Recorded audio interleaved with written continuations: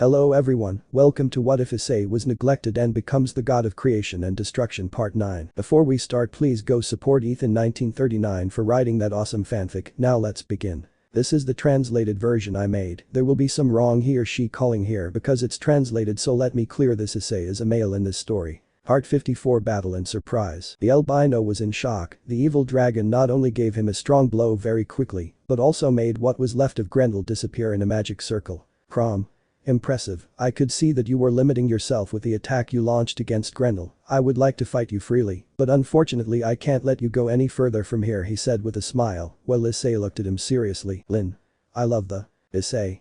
Yes, I know, he is very strong, I have to be careful, and unfortunately I cannot use all my power without killing all the vampires and people in this castle, he said, something annoyed. Damn, I'm very limited. Azazel. But you can handle him, right? Issei. Well. He said while stretching. I don't know, but I won't give up, he said with a smile. Crom. Ha ha ha ha ha ha, and to think that a boy like you has that flame inside him, he said with a smile. Riaz. Call. Crom.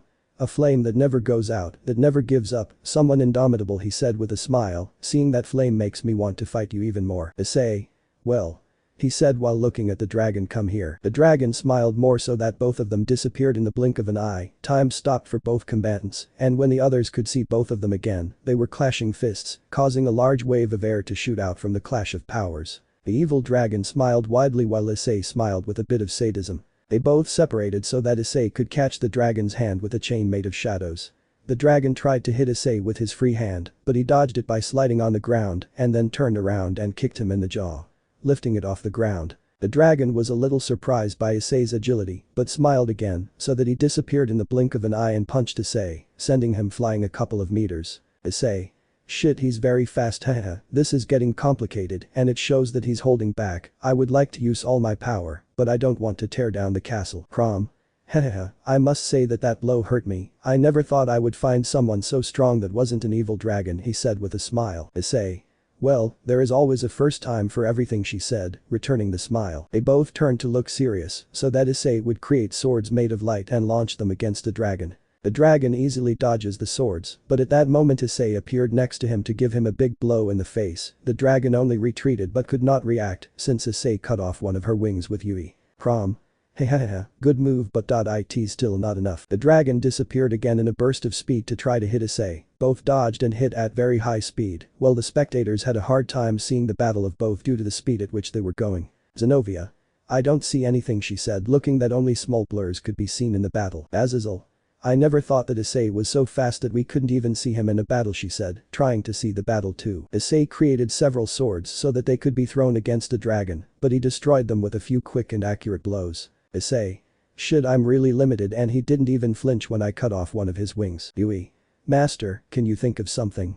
Issei just smiled somewhat sadistically to pull the two swords girls out of him. Issei attacked again, but this time with more force. His speed increased, surpassing that of the dragon for a few moments, surprising him, but the evil dragon saw how his pupils were torn. Issei tried to make a cut on his cheek, but he blocked it with his nails that grew until they became very sharp daggers. Issei only let his black fire flow to split the dragon's nails and tear his clothes a little. Crom. Hey, don't tear my clothes, he said, looking at how his shirt was cut in half. Issei. Haha, sorry, I wanted to cut your skin, he said with a smile. Lin. Master, someone else is here, said, getting Issei's attention. At that moment a girl with platinum hair came down the stairs that everyone recognized. Valerie. Hello guys, he said, appearing on the scene. I hope I don't interrupt. All. Valerie. Azazel. Your lady, said, looking at the girl. Valerie. Well, I had some problems reaching them. Issei. I'm sorry, Valerie, maybe you want to confront him, but. With a smile that Crom returned. He's mine. Crom. I wasn't going to let someone get into our battle either, he said with a smile. Valerie.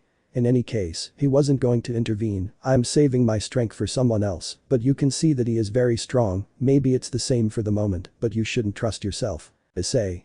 Well, he's not the only one. Crom. This is really getting interesting. Issei just stepped back so they got into the lotus position, missing everyone. Crom. Aren't you going to fight anymore? Issei did not answer and continued doing his thing, but this time several copies of him came out behind him. Crom. Hahaha, you really are interesting, boy. The Issei copies launched themselves at him, while the original Issei remained in the lotus pose. Riaz. What is he doing? Sukyun. Don't tell me what. Mocha. Would he really do that? Zenobia. What will Issei do? Sukyun. He is concentrating the natural energy around him. I can't believe he has achieved it, and I haven't, he said, something upset. The evil dragon had already destroyed Issei's clones and was now going for the original. It was a few meters away from taking a blow to Issei's face, but at that moment Issei disappeared. The dragon only nailed his fist into the ground but felt a great power behind him while his other friends watched what was happening in shock. Issei. You're really the first one to force me to this point, so be proud. And he dies. The dragon flew away while a burst of white energy hit various parts of his body, damaging him. The dragon only spit out some blood so that when he got up he saw an Issei with a white suit while both of his wings were white. Crom. But what? Issei. Sigh, I think this was really unnecessary, but I wanted to try this form on some enemy, he said coldly and simply. Rias. Ice. What happened? Sukyun. He did it. He really did it. Damn, he really is kind of scary, he said while looking at Issei with an annoyed smile. Mocha. What? That he did. Sukyun. That is a form that we saw in a cartoon as children. It is called hermit mode, but Issei changed it in an incredible way, he said looking at Issei. Yuri. Hermit mode. Azazel. Did that fool really get drunk in that anime? Issei. Shut up, don't judge my ways to make myself stronger, stupid crow, he said, so that a chill ran down Azazel's spine. Crom. A transformation. Issei. Similar, he only absorbed the natural energy or yang energy from everything around him to achieve this transformation. It is a less destructive version of my night form, he said simply. Crom. Hahaha, you really are impressive, he said with a smile. Issei. Yes, but really this transformation is not to fight against you. In fact, he said looking at his wrist, our time is already up. Everyone. Crom. Wow, well, you're right, my work here is done, he said, she brushing the dust off her clothes. Rias. What's happening? Crom. Ha, well, they just told me to buy them some time, and that's how it was. I gave them 10 minutes, but I admit that I got excited when I will use that transformation, he said, looking at how Issei gave off great power. Gibba. So all this time. Crom. If it was basically a farce, I didn't even want to kill them, even though my instinct said otherwise when I saw how the boy became stronger, he said with a smile. Issei. Well, was it this or using the idiot Fafnir so that he will help me, he said with some disgust when mentioning the dragon's name. By the way, can I hire you to get rid of him? He said looking at the dragon. Crom. Depends on the target and how you want him dead. Issei. Make it look like an accident, he said simply as he took out a wad of bills and gave them to the dragon. Azazel. Issei, stop doing that. Crom. Well, I really liked meeting you, Chico. Maybe in the future we will meet again, he said looking at Issei. Issei. Likewise, I respect strong people, so goodbye, Crom, he said simply. The dragon alone left the place while the others continued on their way. As they continued walking, they noticed the change in Issei's attitude even in his new form. Apparently, after gaining a lot of yang energy, he had become cold and expressionless while maintaining that form, something that intrigued the others, but above all how much power he had. As they went deeper they saw a stone door which they managed to open. Upon entering they only saw a creepy room where there were several figures with robes around it. It was a room to perform rituals full of scroll statues and a dark atmosphere. In the middle there was an unconscious blonde woman that the boys recognized. Asper. Valerie, the boy screamed loudly as he ran towards the girl, but at that moment he crashed into a kind of barrier that covered the place. Please release her, the blonde shouted to free her friend. At that moment a man approached the barrier, which was Marius, who smiled with pleasure at seeing Gasper's tears, which greatly annoyed the Grimoire entourage and the others, but Issei still remained expressionless. Marius. But what are you saying, Gasper-kun? I'm trying to free her from her. Haha, free her from the holy grail that she contains inside her and causes her all those visions, he said, with a sick and totally sick smile. Evil. The vampire continued looking at Gasper with mockery, but at that moment a sword made of light was shot at the vampire, which caused the barrier to crack. Marius. Wow, that was close, but I don't recommend doing it again. Ha. If something happens to the barrier, the damage will be suffered by Valerie-san. Ha. Well, I would say that it would be catastrophic, but it's not like this can save her. The boys were totally furious. The blonde inside the barrier screamed in pain, while Gasper shed more tears from hearing his friend suffer, but a certain albino remained expressionless while everything was happening. The boys continued to watch as little by little a cup came out of the girl's chest, while a great golden light came out of her. Azazel. This code of protection. The fallen one only stood in awe as he investigated the spell. This code allows the god of the Bible. Marius. Ha, isn't it amazing, all thanks to the help of the former king of demons. Now, the Teeps faction will not only have in its power the evil dragons and vampires without weaknesses.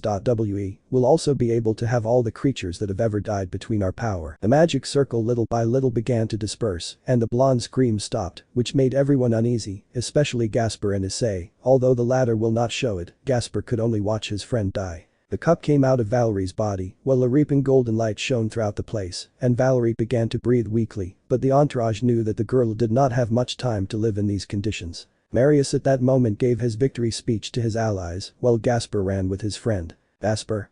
Valerie, he said, reaching his friend's side. Valerie. You're a crybaby, Gasper said in a soft tone that could barely be heard. I really wanted to go to a picnic under the sun. Gasper. We really will, I promise, but stay with me, he said while letting out more tears. The ex-nun was crying while the others were lamenting for being late, but Issei still remained expressionless, but the boy seemed to find the scene a little bothersome. Valerie. I have any last request to make of you. Gasper. No. Please no. Valerie. I wanted to talk to you. You also have to. You have to talk to the others. I know you will be welcomed. Goodbye, Gasper cunt, she said before closing her eyes. Gasper. Valerie. Valerie. The little vampire was just hugging the body of his friend while Marius finished saying his speech. Marius. Ooh, oh, what a pity, Gasper cunt, you missed my speech, he said with mockery, and I was anxious for both of you to hear it.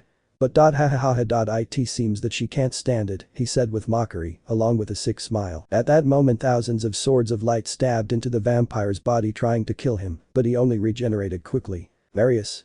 Nice try, but now I'm immortal, it doesn't matter how many attacks it receives, he said looking at the boys mockingly. Azazel. That's only as long as a part of your soul exists. Issei.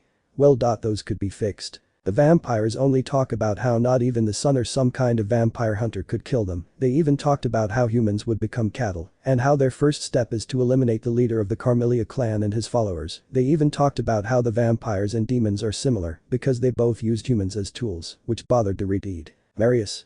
Don't you see how there is no escape, there's no point fighting us, nobody can stop us. That's ridiculous, said a voice that was slowly becoming terrifying. Show me that power that fills you so much with pride. At that moment the boys noticed that the one speaking was Gasper while he stood up and looked at the other vampires in the room, who were a little afraid, while the room was filled with darkness. Gasper.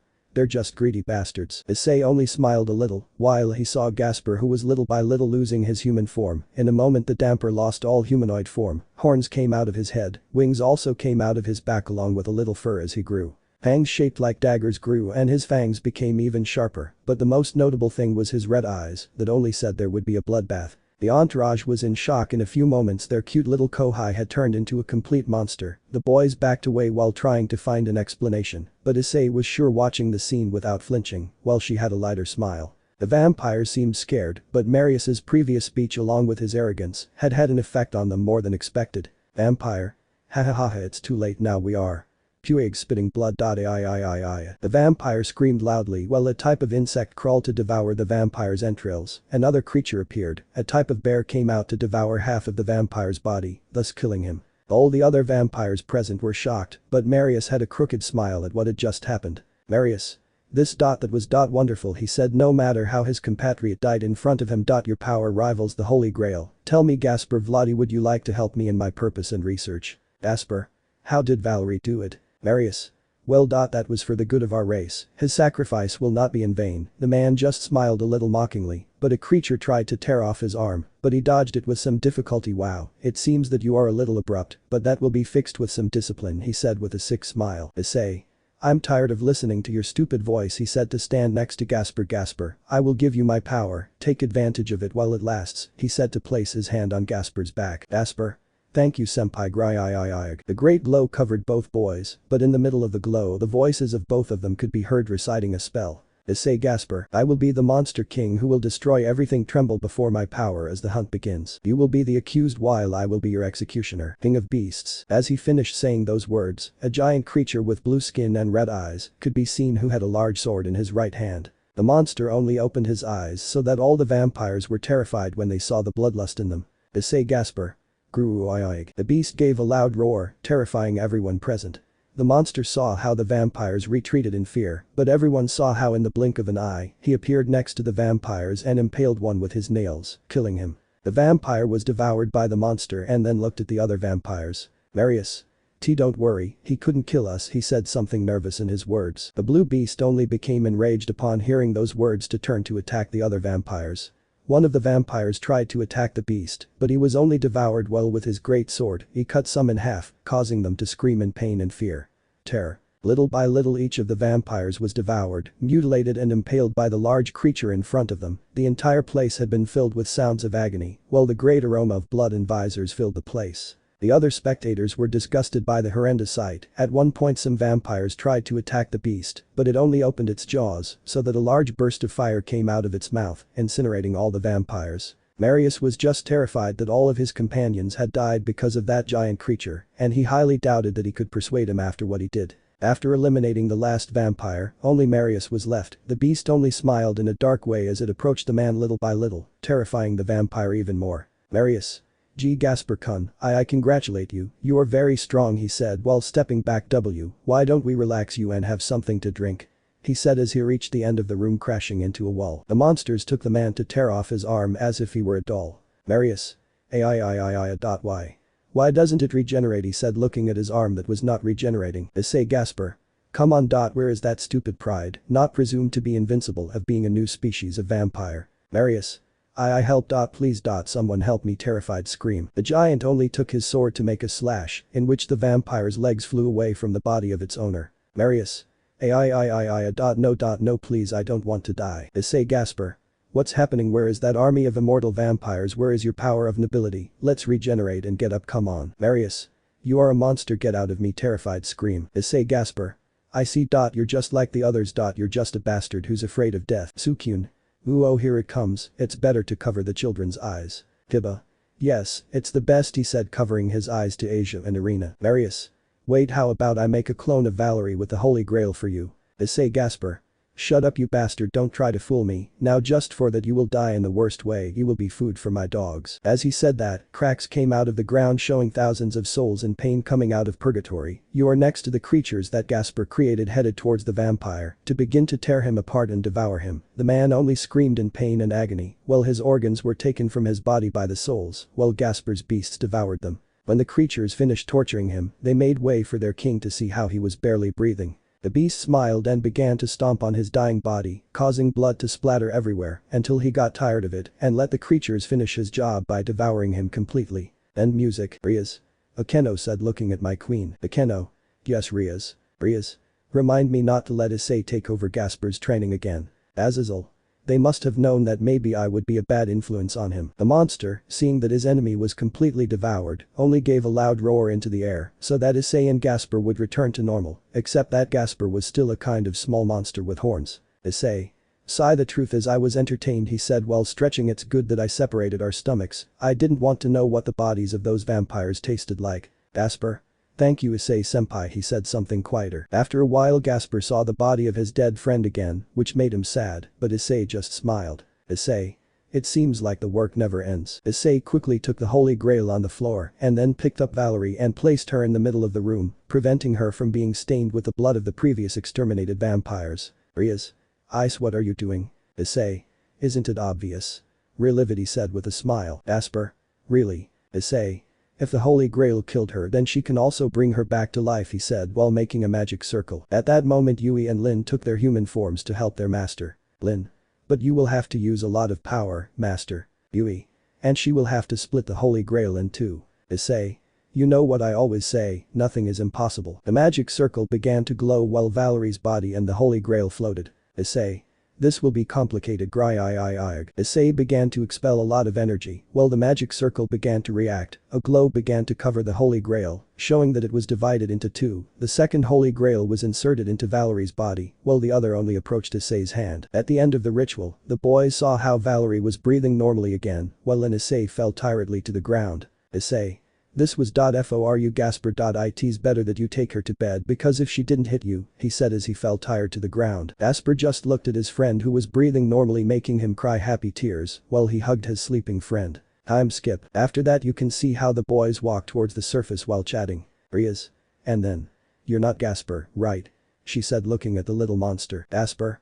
Yes, I am, but at the same time I am not. I am the one who possessed the boy when he was in his mother's womb. I am a fraction of Baylor's consciousness that he had fragmented. Azazel. Baylor. The evil god of Irish mythology. Issei. So Gasper wasn't the son of a vampire octopus. Gasper. Senpai, don't talk nonsense, he said blushing. I may be a kind of monster, but I'm still Gasper. Zenobia. He doesn't look like an evil god when he behaves like that, he said with a drop of sweat on the back of his neck because of how Gasper blushed at Issei's comment. Issei. Well, whether you are a transvestite, a vampire or an evil mythological god, you will always be my friend Gasper, he said, stroking the boy's head. Gasper? Thank you very much senpai, he said happily. Well, it seems my time is up, he said, reaching his limit. I'll leave the rest to you. By saying that, Gasper returned to normal, his monster features disappearing, although the vampire was blushing since he was basically naked since the fur that covered him had disappeared. Issei just snapped his fingers so that a small raincoat appeared and covered Gasper. After the original Gasper regained consciousness, the boys told him what happened, skipping some details such as how he easily devoured about 40 or 50 vampires and made a massacre.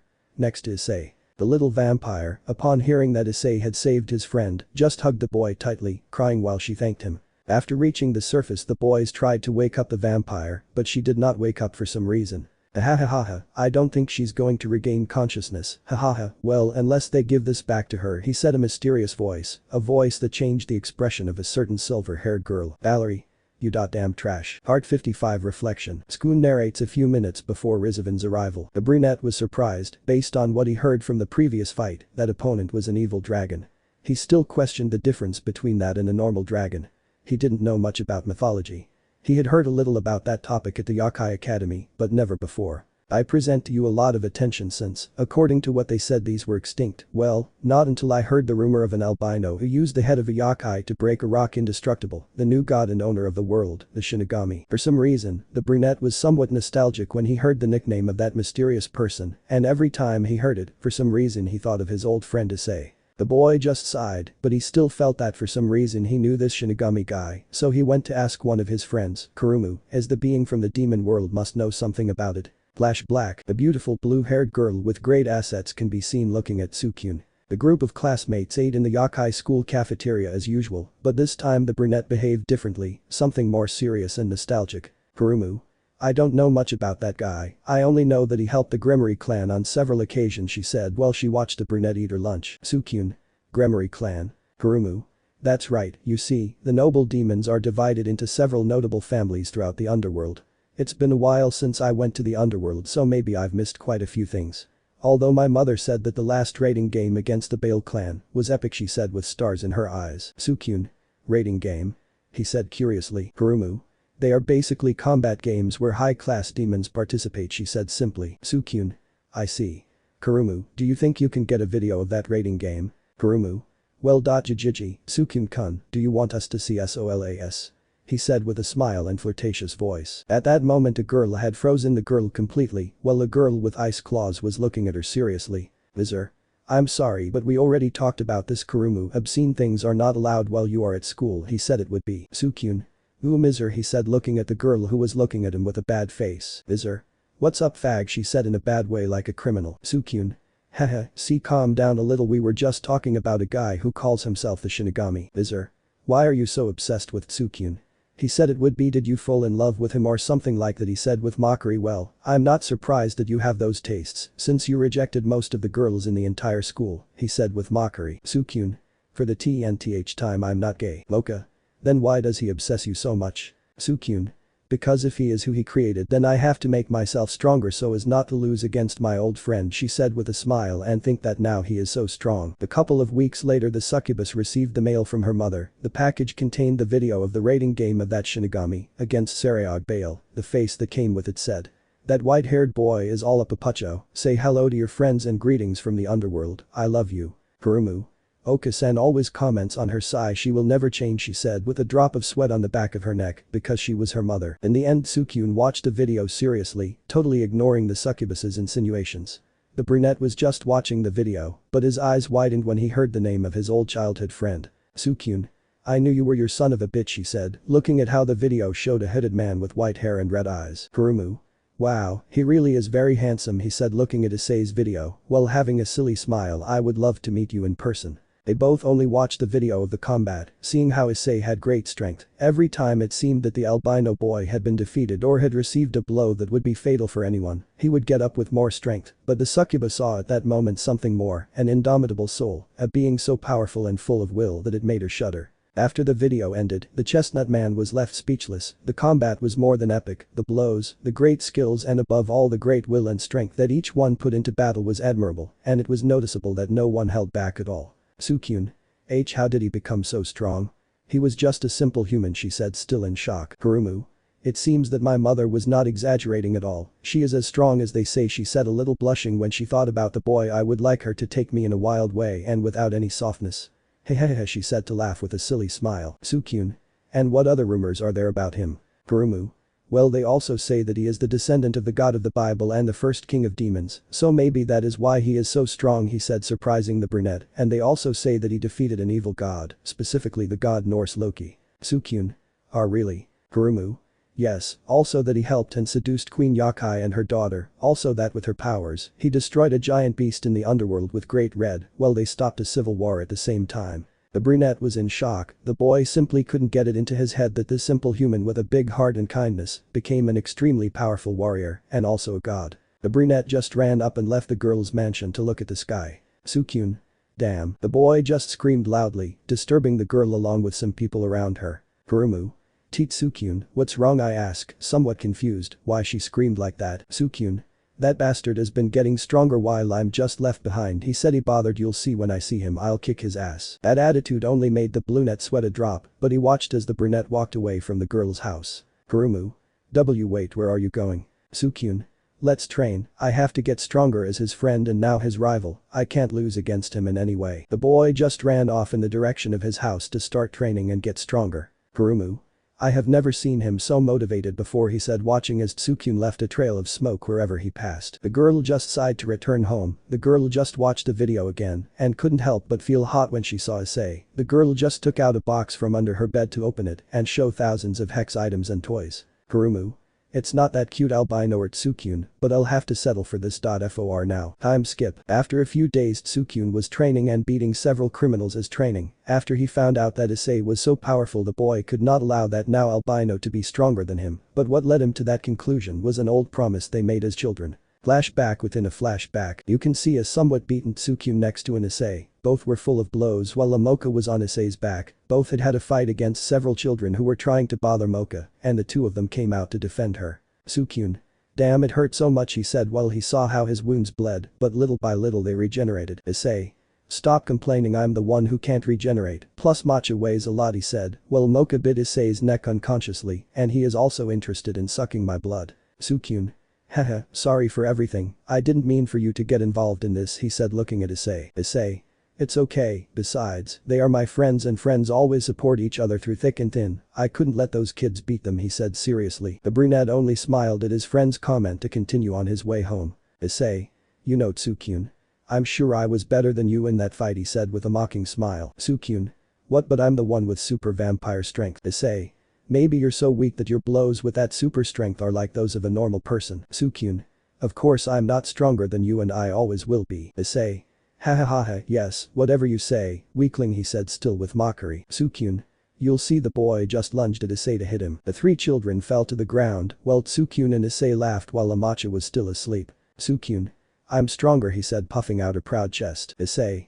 Maybe only right now, but in the future I will be stronger, he said with a smile, it's a promise. Sukyun.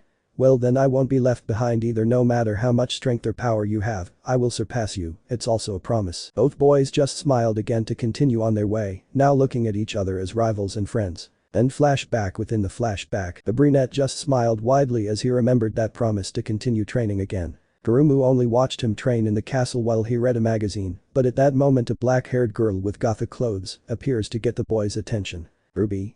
Hello, I'm sorry to interrupt, but there is something important I have to tell you, said the girl with pigtails. Sukyun. Is it about your gothic clothes? He said looking at the girl. I already told you that the color black looks good on you, you don't have to ask if you always look pretty. Ruby. It's not that, said blushing, I just need you to come with me. Someone wants to talk to you. Matcha and Sukyun's classmates were surprised, but at that moment before they suggested the boy, he stopped them. Ruby. Stop, just Sukyun and Matcha, she said she would be. Kurumu. But why? Ruby. Sorry, it's confidential, he said it would be. The black-haired woman along with both vampires headed to the school office. They stopped in a main room where the director and a couple of figures were, one of them very well known. Mocha. Cocoa-chan, she said happily seeing an orange-haired girl. Cocoa. One-sama said the orange-haired girl, hugging Mocha with a beautiful smile that was decided when she saw Tsukyun. What is that faggot doing with you, One-sama? She said, looking at Tsukyun with disgust. Tsukyun.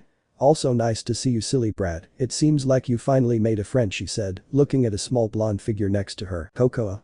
Have more respect, idiot, she is. The girl was stopped by the little blonde who was next to her. Don't worry, nothing's wrong, you probably don't know me, it's normal for a novice without culture like him, she said, looking at the brunette with some arrogance. Tsukyun.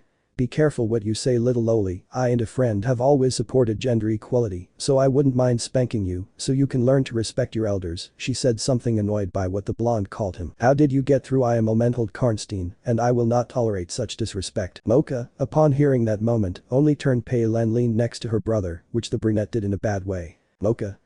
We're sorry. Iedo. Momenhold. It's okay, it's to be expected since you haven't spent much time in our home, she said with an arrogant smile, looking at how Tsukyun bowed. Well, I'm Momenhold Karnstein, leader of the Carmelia clan. I'd like to meet you both, Akashiya, she said formally. Mocha. You a pleasure, but why did they call us? Momenhold. You see, Akashiya and the Carmelia clan will need more numbers in her favor, she said it would be. Mocha. In favor? Momenhold.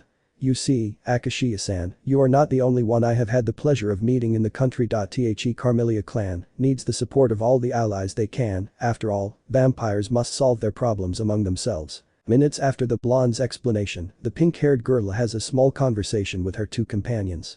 Being from a noble family, they are asked to help, and they were even offered a reward. Kokoa. One-sama. What do you think of this? She said with some sadness and fear, because she still knew that her family was strong. The information about the Teeps clan was a little scary for her. Mocha. I don't know. Odo-san won't be there, so that makes it a bit heavy. Kokoa, you are not obliged to go, but. Don't think you can go alone. Kokoa. One-sama. Mocha. What do you think, Tsukyun? The brunette only had a smile from ear to ear for some reason that missed both girls. The brunette only opened the door where the blonde vampire was waiting to see Tsukyun. Tsukyun. Hey. Momenhold. What's happening? She said coldly and with some contempt for her lack of education. Tsukyun. They say you recruit dampers. That includes Gaspar Vladi of the Gremory clan. I asked curiously. Momenhold. I won't go into details, but I'm sure her mistress will let her join our cause, she said she would. Tsukyun. And wherever that torpedo is, Issei will be there, she said with a smile. It seems that I will have to put more effort into my training. Then flashback. After that we return to the scene where Issei takes his new power, thus hitting the evil dragon a little. The boy only felt some anger since he thought that Issei could no longer be stronger, and obviously he was wrong, and for many, the boy, he only felt how he was falling further and further behind. Upon reaching the underground floor where the ritual was carried out, the brunette was surprised because he had never seen anything like this in his life, and above all, the explanation he heard from the fallen man over the chalice made everything even more strange, as if the Yokai Academy she became small in the face of a vast and dangerous world that she was beginning to get to know with Mocha. But he was surprised by the strange transformation of the little damper, he just gaped, even Mocha Black was shocked. Tsukyun. Mocha. Vampires like us can do that, right? We can have family members as monstrous as those, right? He said, watching Gaspar kill one of the vampires. Mocha. No. My family doesn't have this kind of power, or Tsukyun family. Maybe my father does, but I never saw anything like this, he said it would be. The brunette was only upset, his power was absolutely nothing in front of Issei's companions, and Gaspar's new form confirmed it, but both vampires along with Issei's other companions were even more shocked seeing how both turned into a colored beast. Blue that began to completely eliminate the vampires present. The boy only clenched his fists in annoyance since he knew that he was just a weakling and that he could not even protect himself in combat. Tsukyun. I will not be left behind, Issei. Although I am far below you. I will surpass you, he said to himself, determined. After that, and Gaspar and Issei saved Valerie, they rose to the surface, but at that moment a voice took them out of their thoughts. Tsukyun's narration ends. Rizavin. I don't think he'll wake up, or at least until I decide, he said with a somewhat evil smile. Valerie. You bastard. Rizavin. Hey, hello, nice to see you again, he said, greeting in a somewhat childish manner, and hello Valerie, it seems that you have grown a lot. And I also see that you have made friends in the process. Azazel. That chalice. Don't tell me it's also. Rizavin. That's right, Azazel-kun. A copy of the Holy Grail, he said with a smile. Did you really think I would leave empty-handed? No, I also had the idea of dividing the Holy Grail, although I'm surprised that the boy did it to save the little rag's friend. But it's funny since the idiot Marius only laughed and boasted about his information on the subject of the Holy Grail. Tsukyun. Who is that old man? Issei. Basically the former king of demons. Or he was before my brother-in-law Surziches and I took his position, he said with a somewhat mocking smile. Sukyun. Your brother-in-law? Wait, your brother-in-law is Issei. Yes, he is Surziches Lucifer, he said simply. Sukyun. Brutal. Rizovin. Come on, I'm not here to talk about those things, that's in the past. Valerie. Just like where you should have stayed, you bastard, at least until I killed you. Also, what do you plan to do with that holy grail? Rizovin. Come on Valerie, you should give me a hug, this is the first time you've seen me in a long time and the first thing you ask me is about work. Ha ha ha ha, yo, I know you have better questions, but let's leave that for later. Valerie just clicked his tongue angrily as he continued listening to the old demon's nonsense. Azazel. And what do you plan to do with that holy grail, Rizovin? Do you plan to revive more evil dragons? Rizovin. Ha ha ha ha ha, well, since it's a special occasion I'll tell you. You see, a long time ago my scientists received a space-time anomaly, he said with an evil smile. Azazel. No. Rizovin. Yes, he said with a very big evil smile. They thought they could hide it, but I realized it. Issei. What the hell is Azazel referring to? What didn't you tell us? Rizovin. Didn't you tell them? Part 56 Revelation. Rias. The primal gods. Issei. Groudon and Kyogre existed. Rias. No, that doesn't exist, he said, depressing. Issei. Are they talking about those from Lovecraftian mythology? Akeno. Wasn't that just fiction? Rizovin. Ha ha ha ha ha. Certainly that's how it was believed. At least until a few months ago. You I drank a little wine, getting lost in the emptiness of drunkenness. I was starting to get bored, and like all those idiots who were descendants of the ancient Mau, began to devise a plan to recover the throne. Although he would only do this for fun. He had all the time in the world to think about something, but he was beginning to lose his ambition. After all, the demons lose it as time goes by. I even began to feel jealous of humans. They live for such a short time and still try to take over the world, she said with some annoyance when she remembered that. Issei. Ha ha ha, humans are brutal, he said happily. You forgot that you're not anymore, right? Issei. I may be an angel and demons, but I have the heart of a human, she said proudly. Rizovin. Well, as he said, I was starting to think that they were having more fun than me until I thought of something funny. Why not unleash hell on earth, he said with an evil smile. I wanted to see the terrified face of humans with my own eyes. It's my nature after all. Just imagine the gods killing each other, while humans would use tooth and nail to defend themselves. Azazel. You're a crazy piece of shit, he said angrily while clenching his fists. Rizovin. Ooh, you do understand, Azazel. Ha ha ha ha ha. I'm really glad that someone shares my vision, even if it's just imagination. For the moment. But hey, that one plan would take me years, no matter how you look at it, many factions still isolate themselves from the world, so I just had to wait for the moment, and then I would free the titans of Tartarus just as an extra. He said with a devilish smile that disgusted Azazel along with two others. Imagining the expression of the gods fills me with joy. I knew that they would kill each other like at the beginning of time. Deep down I knew that humans will survive. They always do it, that's what I admire about that garbage. But some time later Euclid told me something better. Why limit yourself to unleashing hell on a single planet? Why not conquer the entire galaxy? Ha ha ha ha ha. Believe me, when he told me this I called him crazy, but after seeing what happened in the human world I couldn't believe it. Sukyun. Whispered Seinen. Issei. What? Rizovin. I couldn't believe what I saw, I was so excited that it was completely inappropriate for my age.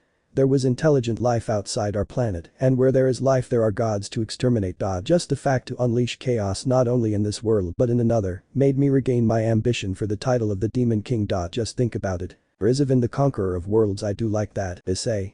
Yes, of course. Hey, I don't like to interrupt old people's wet dreams, but you still don't explain two bucking things. 1. Why the hell do you need the Holy Grail? And 2. What the hell happened in Seinen? Rizovin. Ha ha ha ha, you surprise me, boy, I thought you were smarter. But since I'm so excited I'll explain it to you. He said with a big smile. Well, you see, after our discovery that there is life on other planets, we also realized that they surpass us in numbers and in their technological advances, so we had to update ourselves. Sukyun. Hey old man, I don't know if you noticed, but dragons may be super strong and all, but they can't breathe in space, let alone travel such long distances, he said with a mocking smile. Mocha. Wow, that was the smartest thing you've said in a long time, Nai-san, he said depressing Sukyun, while Issei just laughed. The silver-haired man at that moment only smiled more than before, making everyone nervous. Rizovin. Haha, I know that's why, that's where Great Red comes in. Mocha. Great Red. Azazel. Are you planning to use the dimensional rift as a wormhole? Rizovin. Hahaha, bingo. Issei. I'm sorry but Red is at my house now, maybe fighting against Officer Griselda, besides the fact that he is a friend of mine and sees me as a son or something like that, so I doubt he will help you, idiot. Rizovin. That's no problem, I will take over his power by defeating him only with the gods of chaos, he said simply. Azazel. Do you plan to unleash chaos deities to defeat Great Red?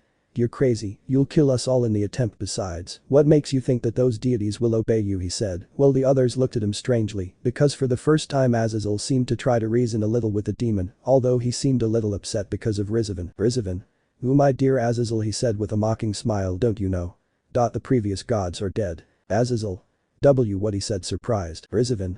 That's right. Apparently being trapped in that dimension made them savage. More savage than they already were. You'll see after the war. Azathoth woke up from his sleep. This I didn't feel good about him, and he began to lose control. Of course the other gods did not hesitate to defend themselves and ended up killing each other. Now only the primal ones remain. Many are desperate to get out of that place. Although I don't plan to release all of them. Only to the highest bidder, he said with a smile. Azazel. How do you know this? Rizvan, who told you about this? Rizvan. The better question would be. Why didn't you know this? Said mockingly. Azazel. Listen Rizvan, what you're trying to do is crazy, you will literally bring chaos and destruction not only to the human world, but also to the underworld and possibly to the universe. Rizvan. Isn't that what the devils do, release evil into the world? Aren't you kid? He said looking at Issei. Your sharp look tells me that you do understand me. After all you are a dragon and also a dangerous demon, the two things that represent evil. Not to mention that I have heard several stories of the horrible massacres you did, he said while his smile widened, but it also seemed like he was trying to be polite, trying to convince him you are one of the few demons who massacres his opponents while not having or expressing any emotion. And not only that, he is also the only one who is recognized as a true god of destruction and creation. Ahahaha, I know you feel like killing everyone who ever hurt you. Even you feel like killing some people here who ruined your life. He said looking at Riaz and Yuri. You are the only one I consider a true rival or opponent worthy of me. So, I ask you one more time boy, wouldn't you like to join me? Valerie. Issei, don't pay attention to him. The girl couldn't finish since Rizvan stopped her. Rizvan. Ooh Valerie-chan, don't be jealous, of course there is a place for you too, after all they are both dragons and demons. Unfortunately the Sekiryute is the Gremory girl's lapdog, so she wasn't included. But unlike about the boy, you have to do a test. Let's, he said, while stroking his chin thinking. Oh, I already know it, bring me the wings, see Azazel, and I'll let you join, he said she evilly. Valerie. Don't say stupid things. I won't join you even if the universe depends on it. Plus I plan to wipe that stupid smile off your face. Rizvan.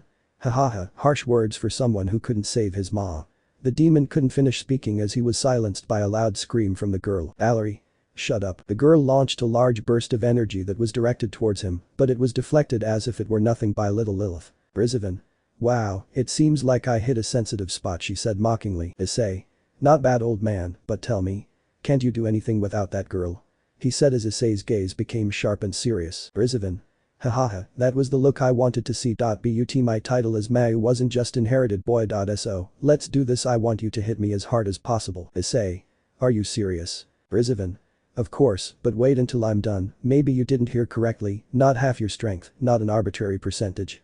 I want you to hit me as hard as you can. Feel free, use all your power, he said with a big smile. Issei. When I disfigure your face I hope you don't get angry, he said while her fist was covered by black flames. Azazel. Wait, Issei just disappeared and in the blink of an eye he hit the man's face. He was a little surprised since he didn't even see him move, but that only made his smile widen. Issei hit the man covered in black flames, a blow so strong. The sound echoed throughout the place while a gust of air was forcibly shot around him. After feeling the airwave, everyone watched carefully as Issei looked at the angry demon while Rizvan was still standing alone with a small bruise on his right cheek. Rizvan. Not bad, you really did more to me than many have done or tried, hahaha, but now it's my turn to return the favor. The demon only gave a strong blow to Issei's stomach that sent him several meters back. The boys just watched as Issei spit out a little blood, worrying even more. Everything. Issei. Shit, what the hell was that? Azazel. Idiot, I told you to wait, he may be an old man, but he is still a Mayu, and he is also a descendant of the original Lucifer. He has an ability that makes him untouchable. It is called Sacred Gear Canceller. He can cancel almost any magical attack even from Azara and Valerie's Sacred Gear. You won't be able to even scratch him, it's as if you only kept your normal strength. You may be strong, but he has been alive for centuries. A super demon said looking with frustration and hatred towards Rizvan. Issei. Issei just started laughing while the others were just surprised by the laughter, but at that moment some chains came out of the ground to trap little Lilith and Rizvan. What is this? Issei. Thanks for the information, Azazel, but next time say it sooner. Issei, you just smile sadistically while the demon shuddered at the boy's gaze. Issei only approached to punch the demon in the face, which made his nose bleed. Issei. Maybe you can block my magic attacks, but you can't block my dragon force, damn idiot. Issei only gave the man a strong blow that made him crash against a wall, causing a trickle of blood to come out of his head. Rizvan. Shit. Lilith. The little dragon, using her power, managed to destroy Issei's chains so that she would jump to defend him. Issei. What's wrong, old man, where was that courage that you had so much arrogance? He said as Lilith stood in front of him while she helped Rizvan up. Rizvan. Well, my plan B in case this happened was Lilith. After all, every strong man must have a lowly by his side. Sukyun. You're right, Issei follows those same steps, he said while Kaneko blushed. Rizvan. Well, I think it's time to go, it's time for Lilith-chan's nap. Valerie. Don't say stupid things, do you think we'll let you leave that easily? Rizvan. Come on Valerie, let's be honest, you can't do anything against me, and if it bothers you that I hit your boyfriend there, well. I apologize, but don't think that I'm doing it just because I'm afraid of him or something like that. He said nervously looking at Issei. Issei. I'm not his boyfriend, he said simply. Rizvan. Come on, don't be shy, boy, you can do it with her as many times as you want, you have my blessing, in fact I already consider you part of my family, so I will give you a small gift to show that I am happy for you. The demon just snapped his fingers only for a large magic circle to appear beneath them. Rizvan. Long live the couple. Saying that the circle transported them to another castle, Issei was only a little annoyed at not being able to kick the demon's ass, while the others tried to stay calm. Issei. Are you all okay? He said looking at his companions. Azazel. If nothing happens. Issei. Well, when I get my hands on that crazy old bastard I'm going to. The boy couldn't finish as the whole place rumbled while the sound of a huge explosion was heard everywhere. Boom. The large cloud of fire and smoke was seen throughout the city, followed by screams and more explosions. Issei. Now what the hell is happening? Rizvan. This is part of the deal. Rizvan's voice echoed throughout the room, while the boys only searched for its origin. Look carefully, this is what vampires want. Issei, along with the fallen man, and the rest of him saw through the windows and the balcony how black dragons attacked the city, while the vampires suffered a kind of metamorphosis that was obviously painful for them. Azazel. What is the meaning of this, Rizvan? Rizvan. Ha ha ha ha, no Azazel, as I told you, it's just my part of the deal. I gave the vampires of the Teeps and Carmelia faction what they wanted, a body without weaknesses to the sun or crosses and stakes, but you should already know that making deals with the devil always brings consequences. Azazel. The Carmelia are also involved. Rizvan.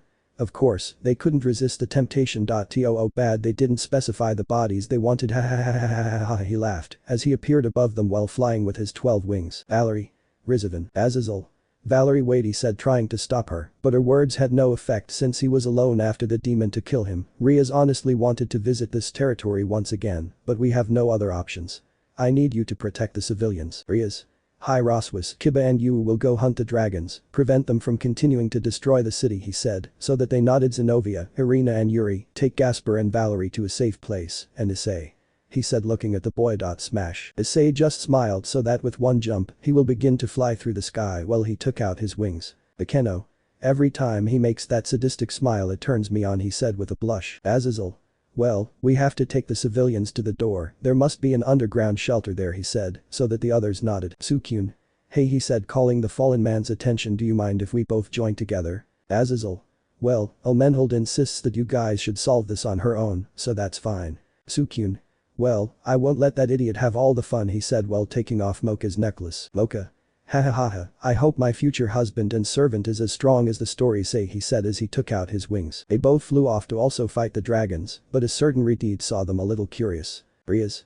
Hey Akeno, I don't know who they are. I asked curiously. Akeno. Ara, they're just Ice-kun's friends. Riaz. Sigh, I hope this doesn't make it any more complicated. Change of scene. The city was on fire, the hundreds of dragons destroyed the city, some vampires only ran on the ground, others stumbled and fell to the ground, and others were almost devoured by some dragons. Yu and Kiba cut several of the dragons in half with their swords, as Ara along with her 2 twin sisters, fought against some, also killing them quickly. Roswis bombarded some with spells, along with Akeno, who did it with lightning, and Riaz, who used all her power of destruction. The church trio along with Yuri evacuated the civilians and also protected them by killing bean dragons that tried to attack them. Irina. I wonder where Issei is now. Zenobia. Maybe just by endlessly killing dragons. At that moment a great light came out of the sky while some civilians saw it in amazement. Civilian. Look, everyone at that moment saw an Issei being bathed in light, while thousands of angels also made of light were fired against the dragons, killing a large majority. All the civilians saw Issei as the savior of him and just knelt before him. Issei. Well, that's 3,000 dragons beheaded and slaughtered, he said while Cerberus devoured some along with Rugel. Well, there are only a few thousand left to dance. Issei continued massacring the thousands of dragons around him, while Drake said that this looked like the Purge movie, but in a Dragon Slayer version. Issei was helping some civilians, but at that moment a voice brought him out of his killing trance. Euclid. Wow, it's the hybrid, he said appearing in front of Issei. Issei. Wow, but if she is Rizovan's bitch, tell me, have you already sucked your master? He said mockingly, making him angry. Euclid. Shut up, you disgusting hybrid. Well, you should have already met Rizovan Sama, right? Ha ha ha ha, but hey, this will be quick, I just want to try something with you, he said arrogantly. Issei. Try. He said while a big sadistic smile appeared on his face. Now that I think about it, you don't have any little dragons to help you, right? Euclid. Don't worry, you won't continue. The man couldn't finish since Issei hit him in the face, sending him flying until he crashed into some buildings. Issei. What's happening? Didn't you say you wanted to try something with me? Yui and Lin. You screwed up. Euclid only quickly got up to wipe a trickle of blood from his mouth. The demon only watched as Issei descended while he looked at him monotonously. Euclid. Well, I think it's time I got out my toys. Activate booster gear, he said, taking out a gauntlet like Azara's. A knight's armor formed around him, while a kind of crimson sword appeared in his right hand. Issei. What the hell? Lin. That's impossible, absurd, there's no way I can copy a sacred gear, even Azazel would have it impossible. Yui. Explain now. Euclid. It seems that both of your weapons were surprised. Well, they are right, it is impossible to create it from nothing. Even the gods have problems perfecting them. But what if I already had the genetic material as a basis to create a similar one? Ha ha ha ha. I'll just tell you, Issei hyoudou, your death in the dimensional rift not only brought benefit to your body, also to our research. Yui. How do you know that? Euclid. The details do not matter, we both know that there are spies among their ranks, and I will also only say that the Holy Grail was very helpful. It helped imitate those flames that destroy whatever it is. Ha ha ha ha. I think you can handle it now. Get an idea of what I did after copying your power, but unfortunately I can only copy one of them, but hey, this is enough. Now let's have a battle between gods of destruction, he said with a smile under his helmet. Issei. You're just a disgusting imitation of my powers. They both just threw themselves at each other, they both clashed fists, causing a large shock wave to put out several fires around them. Issei separated to shoot with Blue Rose, the demon with his sword blocked and cut the bullets, making Issei frown. Breast. Euclid. What's wrong? Aren't you going to use all your power? Are you afraid that I copied them? He said with mockery. Issei did not say anything to launch a slash of black flames towards the man, who only did the same, causing a large explosion of black fire to be scattered around him. Several civilians in the distance saw Issei fighting the knight, praying that Issei would win. Euclid. Ha ha ha ha ha ha. You see, I even manage your powers perfectly. I am much better than you. I am the perfect god of destruction. Issei. Ha ha ha, better than me? I don't think so, you're just an idiot with a desire for power, but if you really think you're better than me, then. Issei only disappeared from the man's visit to see him appear in front of him, giving him a strong blow to the face, breaking his helmet and embedding him in the ground. The man could only scream in pain, but before he could get up, Issei dropped his revolver on the demon, causing several of his ribs to break due to the great weight of it. Issei. Ha ha ha ha, you say you are better than me, but my weapon doesn't even see you as someone worthy or as a god, so that you could even lift it, he said with mockery, watching how the demon tried to lift the revolver. Issei only smiled sadistically, so that his ring began to release electricity, electrocuting the man, making him scream in pain as he felt the strong rays travel through his insides. The demon tried to launch a blast of energy towards Issei by raising his hand, but Issei and Yui simply cut off his arm, making him scream in pain. Euclid. Issei.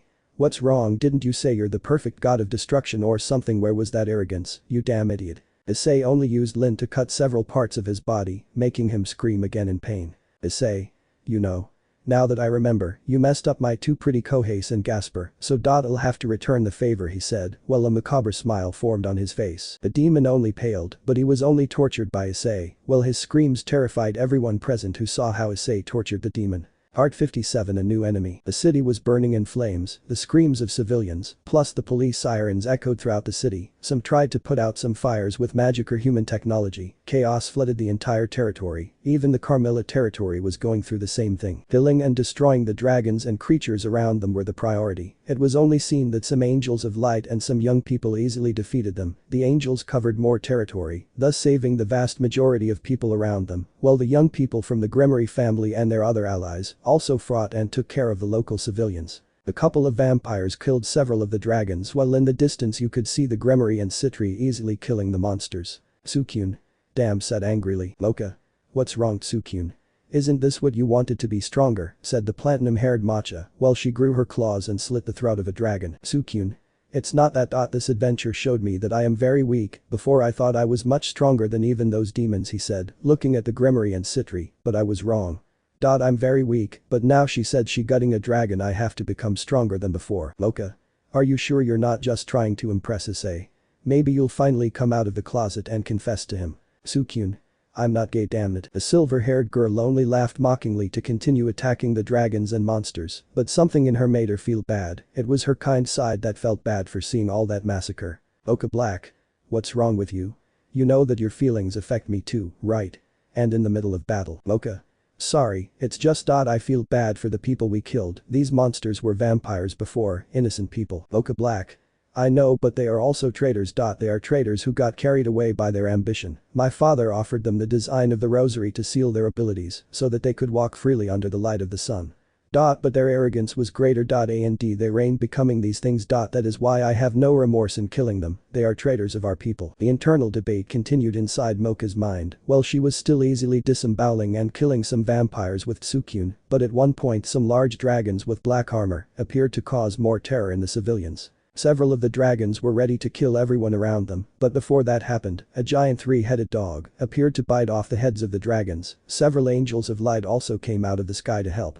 To Cerberus. One of those dragons with armor faced Matcha and Sukyun, both of them, although they had very great strength on their vampire side, they were not enough for the dragon, and by the time they had finally defeated them, they were somewhat tired. Sukyun.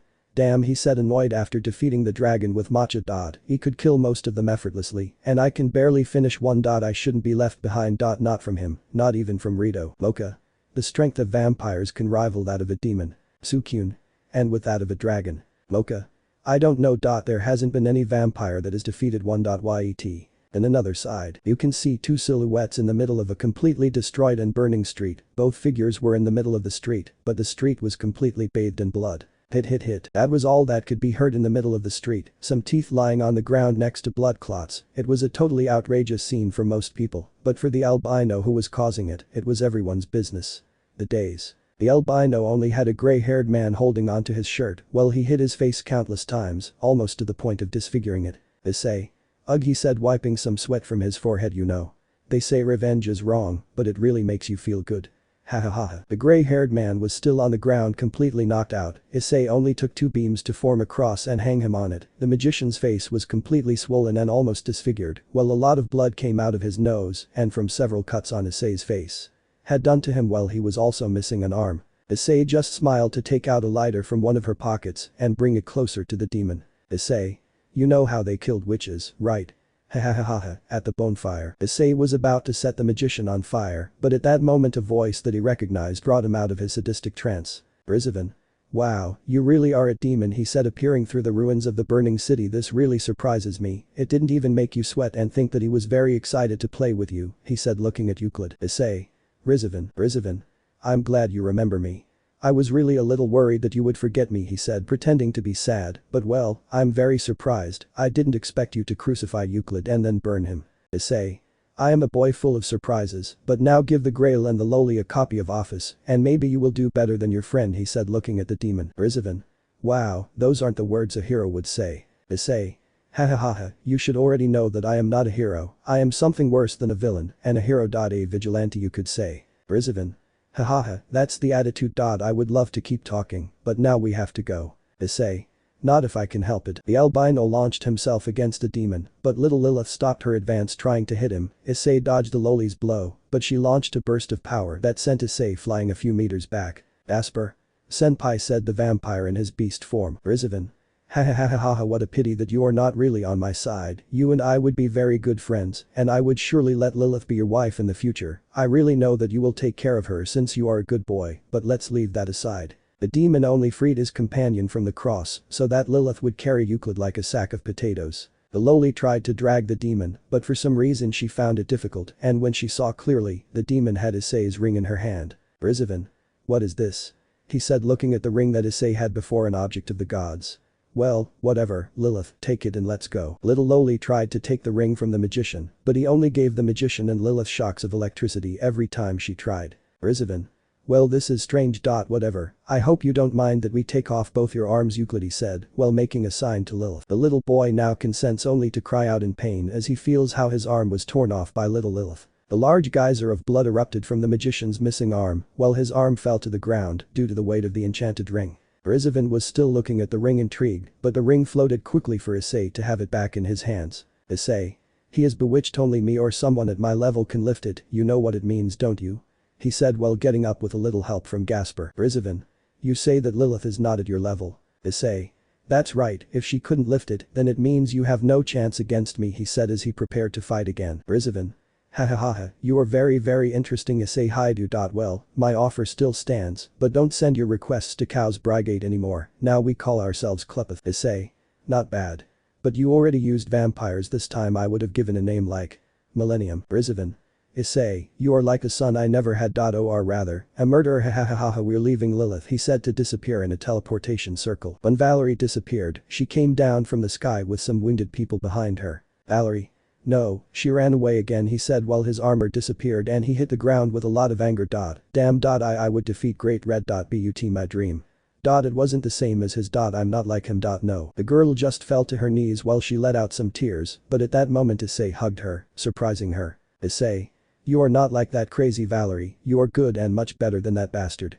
Maybe you are his granddaughter, but it is not our blood or our legacy that defines us, it is our actions, he said while giving her a smile. The girl, seeing Issei's smile, just let out more tears as she cried into her chest, letting her frustration come out. Time skip. A couple of hours had already passed since Rizavan escaped. The Gremory group was searching and helping the civilians, while Leasia healed the civilians accompanied by the church duo. Riaz, Akendo and Azazel were talking with Ilmenhold about the situation of the vampires, omitting some details that came out of the Mau's mouth. Ilmenhold. I can't believe that there were traitors among us. And they turned into evil dragons attacking our homeland. What are we supposed to do? The albino had arrived with the wounded, while some of his angels arrived with the rest of the civilians straggling around the city. Issei only left them with the other wounded. Asia. Issei, I don't think she can help so many at once, she said, looking that she had more than 1,000 injured. Issei. Don't worry, leave it to me, she said, raising her hand and using the white flames from it. The white flames engulfed all the wounded, healing his wounds. The wounded only saw Issei as their savior and thanked him very much for what he did for them. Issei after that just sat down and rested, but at that moment a big smile formed on her face when she saw Gasper carrying Valerie on his back. Issei. Gasper has a girlfriend, he said, annoying the vampire and Valerie a little, who blushed while Issei's companion saw him with a drop of sweat on the back of their neck due to his somewhat childish attitude. Gasper? And no senpai. She's just a friend, he said blushing. Gasper was nervous and blushing, but at that moment Issei caressed his head. Issei. Well done, Gasper, you were quite a vampire today, he said, giving him a big thumbs up along with a smile. Gasper? Don't say that. He said while lowering his head. I couldn't save Valerie. Issei. Maybe, but that's still not entirely correct, he said to crouch down to her height. You already heard Azazel, she will wake up when you recover the third grail, so when we do you will be Valerie's hero, he said with a smile. Gasper? But what if he failed? Issei. You won't, and if you do, we will fail together. Gasper? Senpai, will you help me? Issei. Not just me. Too, he said addressing his alter ego, you are also part of our family. Ilmenhold. He had heard that he was a kind of Grim Reaper, death himself dressed as a man. But now he behaves much more differently, she said while blushing a little. Azazel. Hahaha, that's how he is, always helping others and supporting them. Always, you can tell that he is an airhead. But he is a very good person and a great friend, he said with a smile full of pride when look at Issei. Time skip. A few days had passed after the insistence in the land of vampires. The Gremory group returned to their city. Valerie had been placed in the care of the Grigori organization, while the albino, after telling him about the replica of his powers to the Fallen One, thought interesting, but he did not have time for more details. After hearing Rizavan's words, he had to hurry to notify the factions about the Mau's plan before the underworld falls into chaos and abnormal silence, because hearing the information that not only had Rizavan appeared, but his plan to revive ancient deities sent a chill down his spine. It is said that even the Olympian, Egyptian, and Indus gods will participate in the search for the Mau, although the other gods were still discussing that because their alliance was not clear, but they would not protect the Mau, as he would represent a danger to humanity, although others doubted this danger. On the other hand, the albino said goodbye to his two friends, who gave each other a big hug. Mocha. We promise that we will visit you Ice-kun, he said, hugging Issei tightly. Issei. I hope so, he said, returning the hug. Sukyun. I will become stronger, even the gods will fear me, and after I defeat you, he said, looking at Issei with a smile. Issei.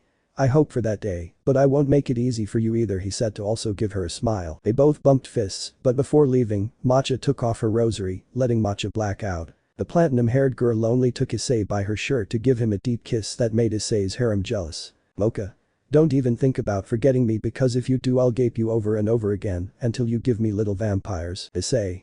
Believe me when he told you that I will have nightmares about you. The silver-haired girl released Issei to leave with Sukyun, disappearing in a magic circle. Time skip. After a couple of days, Issei had his date with Yuki, although he also apologized since he stood her up because of the problems in the vampire faction, but he only explained to her and she accepted his apology, but said that they would have another date to make up for the bad time that Issei caused by his irresponsibility. Now the boy can be seen in the occult club together with the Gremory entourage, Citri, Valerie's team, Griselda, Dulio, Tobio, Saraeog, Sigvera, even Sun Wukong. The atmosphere was incredible, although Issei, Asia and Irina were wondering where was Tiamat, Hela and Raynor. Saraeog. Hey, didn't your mother come, Issei? He said looking at the albino. Issei. You really want me to kill you, right? Azazel. Well, I'm glad you're here. In fact, I'm glad you're taking things calmly between you, he said looking at Issei, who was about to take out his revolver and blow Saraeog's head off for his questions. Azazel. As you already know, we couldn't keep this a secret, we thought we were over with this forever, but it wasn't like that. As you already saw what happened in the Carmilla territory, it was just the beginning. Gods like Odin and Zeus are trying to convince the bad guys and avoid the end of the world. It is about preventing chaos from entering our universe. And we must all do our part. Griselda. Michael Sama understands this and has tried to contact the beings from another world who came a few months ago. Issei. Beings. Azazel. As you already know, we are not alone in this world, but as you know, the faction has a powerful god, but they have to worry about how people will see them, and they cannot move easily to finish off the terrorists. That is why we are in the need to form a new team against the fight against terrorism that consists of powerful fighters and who have experience in this type of situation. The team. He said, thinking about his words. Will be able to move with certain freedom. As long as you respect the rules, he said looking at Issei. Issei. Basically we will be some kind of anti-terrorism suicide squad. Azazel. Basically, he said simply, they will give you equipment and they will be confirmed by the strongest. Not to mention the fact that this team is made up of a wide variety of species such as demons, fallen, angels, beastmen and dragons. I inspired other factions as a symbol of equality. Of course, it is not mandatory to join. I know many of you still have some differences. Saraeog. It seems good to me. It seems like a good opportunity to meet more strong opponents. Valerie. I think the same, after all I have to be stronger if I want to kill that old man from Rizavan. Sona. What do you think, Riaz? He said looking at the redeed. Riaz. Well. The girl just looked at Issei, who had a smile. Issei. This seems like the most stupid and crazy thing in the world to me. And of course he entered, he said with a smile. Riaz. I guess it's decided. Sigvera. Is he always like this? You. Only sometimes. Hiba. Normally he is selfless and doesn't care about everything. Julio. Thinking. Azazel. What? You do not like the idea? Julio. Not at all, I just think we still need a name. Azazel. That wouldn't be a bad idea, we could be recognized by everyone. Issei. This is looking more and more like the Avengers. Kaneko. I think I have one, he said, drawing everyone's attention. How about we call it DXD, and since we are a G group confirmed by many beings, I thought it would be the right thing to do, she said, a little shy since everyone's gaze made her nervous. Issei. Well, it's better than Team Wonder or something like that. Riaz. Well, it sounds good, but why DXD? Kaneko. Because we resemble a gang of criminals, she said, suddenly losing her shyness. Azazel. That won't be good publicity, I think that will only prevent them from entering other territories. Issei. Everyone in favor, she said, so everyone will raise their hands. Azazel. But what the hell, why did you hurt? Julio. I don't know, I always wanted to be the bad boy, and being an angel on a team named after criminals will give me the image of a rebellious angel. Girls like that, he said with a smile. Azazel. What kind of logic is that? Issei. Delinquency.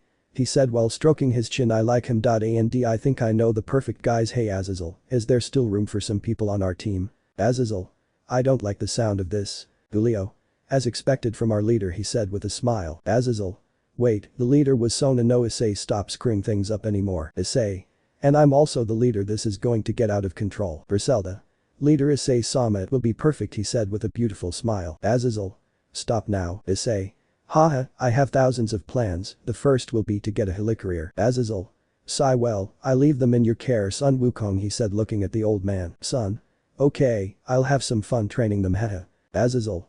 Valerie, do you have a problem with fighting alongside your rival? Valerie. I don't know, what do you think, Albion? Albion. Like old times, me kicking your ass. Greg.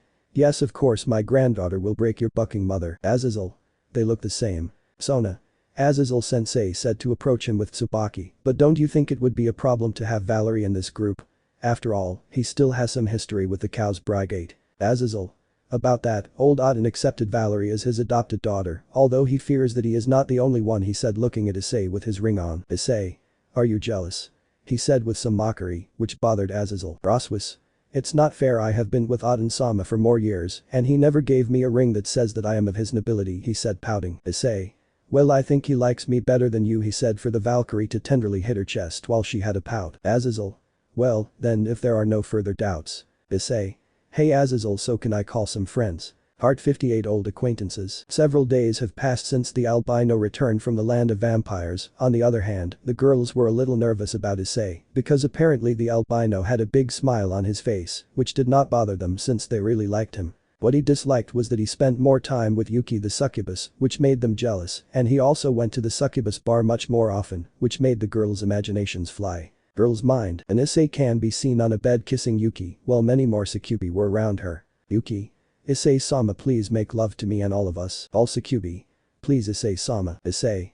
Don't worry girls, there's plenty of Issei for everyone, we can do it all night if you want, he said with a smile. The succubi only kissed Issei's body while little by little this increased in intensity. And imagination. These kinds of mental images made the girls' hair stand on end, and they could only get upset with the albino, and they only murmured about a punishment for him. On Ria's and Ravel's part, they said that they should fatten him up so that he could only be theirs, but this was ruled out since Issei trained many hours a day, and that fat would disappear from her body quickly. On Akeno's part, she said that they should create a hex dungeon to make Issei her hex toy and lock him up forever. Some thought it was a good idea, but this went to waste when they saw Cerberus looking at them while he was growling, which made them nervous. On the other hand, Hela, Tiamat and Raynor had not yet returned from their trip, worrying Issei, but he just let it go, since he had to make some preparations for later.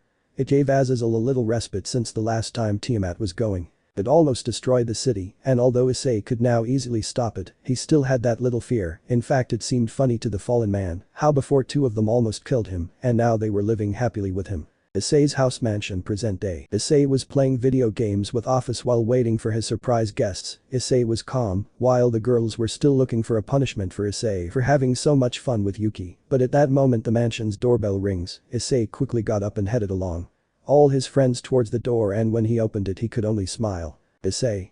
Wow, they're late, she said looking at a certain chestnut. Sukyun. Well, your house is now bigger than I remembered, did you win the lottery or something like that? He said looking at the huge mansion. Issei. Well. Looking at Ria's. I think so. Ria's. I'm still upset with you, Baka said, and it's under your way. Sukyun. Damn, you've been so lucky, he said with a smile. Mocha. What are you complaining about? We also live in a mansion, he said simply. Sukyun. Yes, but he has a setup gamer, and I don't, he said as if he were a child. Issei just laughed at that, but Sukyun was kicked by a blue-haired girl, which surprised everyone. Miser. Get out of the way, faggot, he said to pass by and look at Issei. Hello, my name is Miser, a pleasure, he said looking at the Grimoire and Issei. Kurumu. Hello, I'm Kurumu, Kurono, it's a pleasure, he said bowing, but when he saw Issei his eyes turned into heart, so handsome. Akeno. Ara, it seems that Issei couldn't even see a girl without seducing her, he said with some jealousy. Issei. I didn't do anything. Asia. Well, how about we go have some tea? He said trying to get everyone to calm down. After a while everyone sat in the room while Office looked strangely at all of them. Office. Issei, who are they? Issei. They are going to be part of the DXD group, he said with a smile. Why? Office just sniffed a little at those present, while Issei also did the same, noticing something interesting. Issei. Uo Tsukyun Pillin, because you hadn't told me, dirty pig, she said with a mischievous smile, while all the girls except Mocha got a little nervous. Tsukyun. I don't know what you're talking about. He said nervously while having a small blush. Issei. Haha, you know I'm a dragon, right? I can detect your smell in each of them except for Matcha, since she is your sister she said, so that Matcha would look at her friends and that those mentioned would turn red. Is her? What do you mean? That faggot and I had something. Issei. No, it's just a joke, Sukyun is probably gay and hasn't come out of the closet yet, what a shame I thought you also had a harem, but it turns out you're just a faggot he said, trying to annoy the boy. Sukyun. For your information, you bucking idiot, I did it with each one of them. The brunette stopped dead when he understood what Issei did, but it was too late. Mocha. What you? Ruby. Wait, it's not what it seems, that dragon is lying. Office. How strange, because I can also detect their essence in them he said, so that Matcha would be more surprised. Issei. Now tell me how it was. Sukyun. Well, one day it just happened, I won't go into details. Issei. His pill, and now you have a harem like me, you two faggots should learn he said looking at Yu and Kiba both. Shut up. Azazel. Ha, so you're Issei's companion who also has a harem. Issei. Haha, Sukyun at the end of the road became a man he said, while crying manly tears of happiness for his friend, they grow up so fast. Is See, could we change the subject? Rias. Well, by the way Kurumu-san, you are a succubus, right? Tell me, which clan do you serve? The brunette just lowered her head at that moment. Kurumu. Well, this is a bit awkward, but I don't currently serve any clan. My mother took me away from the underworld. More. Specifically the demon world, when I was young. My family used to serve the former Mao Rizavan Live and Lucifer he said, surprising everyone. Issei. So your mother worked for that crazy old man? The brunette only lowered her head while she trembled, people only looked at her, and the girl felt how her gaze was crushing her, but at that moment Issei hugged her, surprising her, making her feel better. Issei.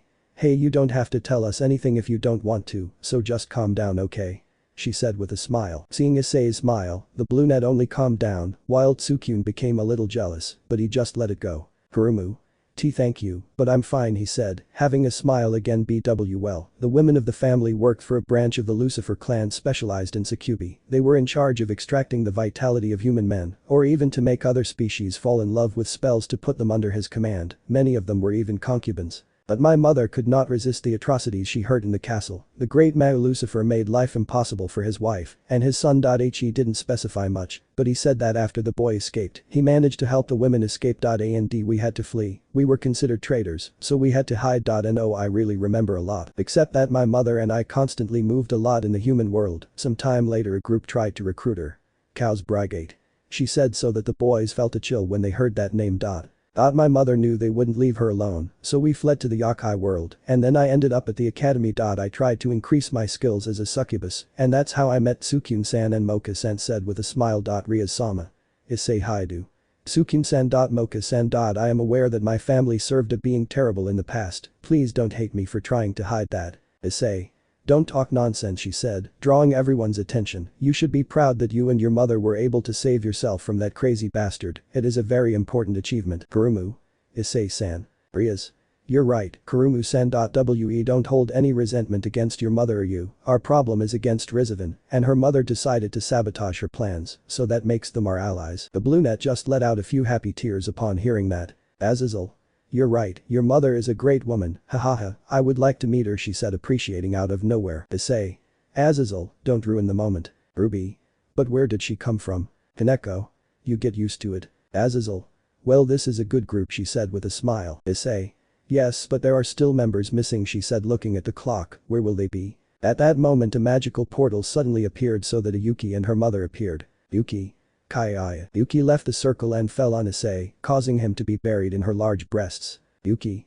Ouch, that really hurt she said as she rubbed her head. The girl at that moment fell on something hard, and when she looked down, she saw that it was Issei's marked abdomen, which made her blush, since she also noticed that it was being suffocated by her large breasts. Issei's harem along with Mocha became jealous when they saw Issei being tackled by a girl, but he quickly stood up, letting out a small moan since Issei had one of his hands on his chest. Yuki. I am so sorry she said blushing. Issei. It's okay she said getting up. Rias. Nothing happened she said with a tick in her eye while she looked upset. Yuri. Yes, but if you do that again. Issei harem. You die. Issei. Haha, please ignore that, but I'm glad they're coming. Elizabeth. Yes, sorry for the delay, she was a little busy at work. Yuki. Oka-san's friends almost killed a couple of humans, I had to stop them. Issei. I understand, well, welcome to the DXD group she said with a smile. Kurumu. They are also succubi. Issei. That's right, and she owns a bar full of succubi she said pointing at Elizabeth. Elizabeth. Nice to meet you all formally, she said, bowing. Yuki. You nice, she said, she also bowed. Sukyun. How many girls do you know? Bakeno. Yes, Ice-kun. How many girls do you know, she said. Well, the entire Issei harem had a Yandere aura. Issei. Haha, it's better that I don't answer that question, he said, ignoring the terrifying aura that the girls had about him. Azazel. Will they also enter? Issei. That's right, they will be a key piece in this team. Kiba. But they are Sukubi, what exactly can they do? Issei just smiled evilly, which made Kiba's blood run cold, but he only gave a small signal to Yuki so that she would disappear in the blink of an eye. Those present were surprised, and in a second, Yuki was holding some kind of knife or poison needle near Kiba's neck. Yuki. Don't move, this needle has a poison that will kill you in seconds, she said with a look of hers. It would be something that was not normal for her, since she was more shy and nervous. Kiba just gulped as the girl moved her knife away from the boy's neck. Issei. Apart from being Sukubi, they are excellent assassins. If you are a man, run because you will fall in seconds under his charms, and then your head will fall to the ground, she said with a smile. Yuri. But weren't they just a Sukubi? Yuki. Well, this is thanks to my father's influence, she said, returning to her normal and nervous state. Elizabeth. True, he may have been shy, but he was a great hired mercenary in the human world. In the end he walked away from all that and lived happily until he passed away. Riaz. I understand, so you will help us? Yuki. Why yes, I will help Icon as much as I can, she said with a blush. Everyone. Icon. Issei. It's just a nickname we gave ourselves, right Yu-chan? Yuki. Why yes. They both spoke very quietly while the other Issei girls continued with their malevolent aura. Riaz. I think making Issei our slave doesn't sound bad now. Bakeno. Prepare the plans for the dungeon. Issei. Well, now there are only 2 people missing, but we will have to go in a magic circle to look for the 3rd member. Time skip Sane and Yuki residence. In a quiet place you could see a normal and ordinary house, except that this house was full of girls. Some pink-haired twins were eating sandwiches while reading some magazines. You could only hear a few screams from a man, while a few explosions made the house shake. Burrito training again, that baka always makes a mess. Outside the house in the garden you could see a man with very pale grey hair falling to his knees with some bruises on his body, while in front of him was an orange-haired man. Damn. Ah. Even with so much training. Ah. I'm not at his level, she said while panting and looking at the orange-haired boy. Burrito. What's wrong, Aston? I still don't give my 100%, he said with a smile. The man could not speak as an explosion sounded again, this time with more force in the house, releasing a large cloud of smoke. They both quickly entered the house, so they saw a girl with pink hair covered in dust, while a lot of smoke was coming out of her room. Burrito. Lala, I told you to be careful with your inventions, he said looking at the huge hole that was on the other side of her room. How are we going to explain this to my parents? Lala. Sorry Rito, I'll forgive you, she said, something embarrassed. All the girls went to see what happened, but at that moment the doorbell rang. They just ignored the sound of the doorbell. The doorbell rang again and again, but they just started arguing, completely ignoring the doorbell. The boys stopped arguing at one point when they heard the door to their house slam down, and Rito heard a familiar voice. Issei. Rito, where the hell are you? Riaz. Ice, you can't enter someone else's house like that. Issei. I am the owner of the entire world, so basically this is my home too. The boy only walked next to Tsukyun, so that in a moment the gaze of both boys met the ritual. The 3 looked at each other seriously, making the atmosphere tense. The place seemed like a cowboy movie, since none of them moved at all, and you could only hear the wind crossing the place. In the end the 3 disappeared only to reappear in the center of the place, but they were hugging each other happily. Issei and Tsukyun. Right. Guys. The 3 hugged each other happily while jumping, bringing a drop of sweat to those present. Part 59. The harems gather. In the Yuki house you could see 3 very happy boys hugging and chatting after a long time. The 3 friends were talking happily, while the girls around them saw them with a drop of sweat on the back of their necks. Mikan. Guys, how long? I'm really glad to see you, he said happily. Hello Mocha-chan. Mocha. Mikan, hello, he said hugging the girl. Rito. Damn, it's really a pleasure to see you. Issei. Also, look at you now, you're all miserable with muscles. Tsukyun. Look who's talking, haha, but it's really nice to see you. The 3 of them continued talking, but the girls around them only had a few questions about who those people were. Yami. Who are they? Are there murderers against the marriage of Deviluk's fiancé? Issei. No, I'm sorry, I don't know any Davi. Right. Idiot talks about my wife, she said with pride in her words when saying wife. Issei. Wow, do you have one too? Lala. Rito, who are they? Mikan. Oh, it's Issei-kun and Tsukyun-san. Wow, they have changed, she said looking at both of them. Lala. Do you know them? Mikan. They are old friends of Ani-chan. Rito. Ah, sorry girls, I got carried away. These are my friends, I really never thought I would see them again, haha. Both. A pleasure, right? They are my girlfriend, she said, introducing her entire harem. Rias. Ice, is he who you're talking about? She said, pointing at Rito. Mocha. But is he really that strong to join us? I can smell his blood and it is that of a human. Issei. Don't underestimate him, he's really strong. Kaneko. Butchu is right, this human's Kai is very big, he said it would be. Rias. So he's the human who fought in that invasion. Greg. Ha ha ha ha, who knew that 3 womanizers with big harems and very strong would get together? Nana. His hand just spoke to him, he said, looking at Azara's hand. Lycan. Hello Azara-chan, she said, greeting her friend happily. The boys, after a while where they introduced themselves and calmed down, sat down and talked for a while. Now you can see an Issei talking to Rito. Issei. So you also have a harem? Rito. Haha, it's a funny story, I never really wanted to have one, but this way I can keep each of the girls I love happy. Issei. I understand you, I'm the same. Sukyun. Hey, don't leave me out, I have one too, she said with a smile. Issei. Hahaha, so we're like friends with harem, this is really surprising but funny. Rito. Haha, yes, you're right. The 3 boys just chatted with a smile on their faces, while the harem girls of each of them looked at them with a blush because of how cute they looked with one with such a big smile. Azazel. Well, we have to get to the point. Issei. You're right, but before. He said to look at Rito seriously. You'll fight me. Time skip. The boys walked to the patio of the house to fight. There was a huge metal shed covered by a white blanket, but they decided to ignore it. For now, the girls on the other hand separated to watch the fight. With interest, the Rito girls were curious about the albino since according to their friends, he was more than powerful. On the other hand, the Gremory group looked with curiosity, because if what the media said was true, that human must have surprising strength. Momo. Rito-san, finish him off. Lycan. Oni-chan, go with everything. Rias. Ice, don't kill him, okay, remember that we are here to recruit him. Lala. Are you implying that that boy is stronger than my Rito? Rias. Haha, he didn't imply it, it is, my ice will break your Rito in half with one blow, he said with some arrogance. Lala. Like that. We'll see. Both girls looked with a terrifying aura while Issei and Rito, seeing that, only had a drop of sweat appear on the back of their necks. Issei. It's been a long time since I fought you, in fact you look different, more like Bruce Lee, he said looking at Rito's clothes. Rito. I've been training after all, I have to be a great karateka like my parents. Rias. Karatekas. Lala. My Rito is the son of legendary karatekas, they use Kai throughout his body to increase his punches, so I'm sure Rito will give some good punches to that boyfriend of yours, he said with some arrogance. Upon hearing that, all of Issei's classmates started laughing, confusing Rito's girls. Lycan. What are you laughing about? Azazel. We don't want to discourage you girls, but Issei has faced people who surpass gods hand to hand, perhaps the blows of that boy cause him pain, but I really doubt it will do him significant damage. Rito's girls, upon hearing that, only got nervous as they saw how Rito looked seriously at Issei. Issei. Well, I think it's time to start, so.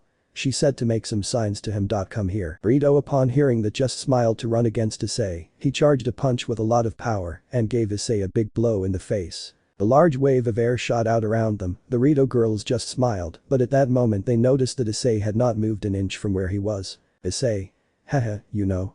He said while he still had Rito's fist in his face. I've received much stronger hits than that. Issei just punched him in the face, sending him flying a couple of meters. The boy quickly gathered himself to look at Issei, but he saw how his nose was bleeding from Issei's blow. Issei just smiled to meet the orange-haired man. Both began to dodge and return the blows they gave. Rito's girls noticed that Issei was the same or a little better in hand-to-hand combat than Rito, which made them nervous. Both fought with great skill, almost like the fight that Issei had against Sukyun, but this was more with martial arts. Zenobia.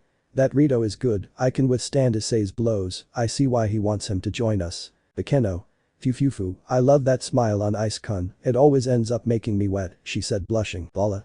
You can do it, Rito. The orange-haired man was cornered, he had already received several blows from Issei that really hurt him quite a bit and he didn't think he could keep up with him anymore. Rito could only step back to look at Issei again. Issei. Come on, we've only been there for about 5 minutes, don't tell me you're tired already. Rito. No, I just increased the level. Rito at that moment removed a type of weight from his body, which surprised those present. Lala. Hahaha, that's right Rito, you still have some things up your sleeve. Issei. Weights.